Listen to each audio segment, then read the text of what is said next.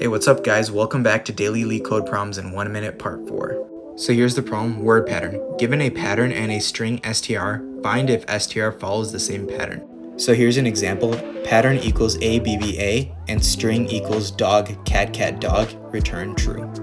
So here are the inputs, self and pattern as well as str. First thing we want to do is split up the string into the separate word. Next we want to check for the edge case where the how many words does not match how long the pattern is. Next we're going to create a dictionary so we can associate each character to the word. Now we're going to loop through each word. We're then going to check if we've added this character to the dictionary already. Then we're going to check if we've also added the word to the dictionary. If not, we're going to add it to the dictionary, otherwise we're going to return false. Now we're going to check if we've already added it to the dictionary, and if we have, we're going to check if that value matches. Lastly, we're going to return true. Alright, let's run it, and here are the results. Thanks for watching, like and comment for what you want to see next.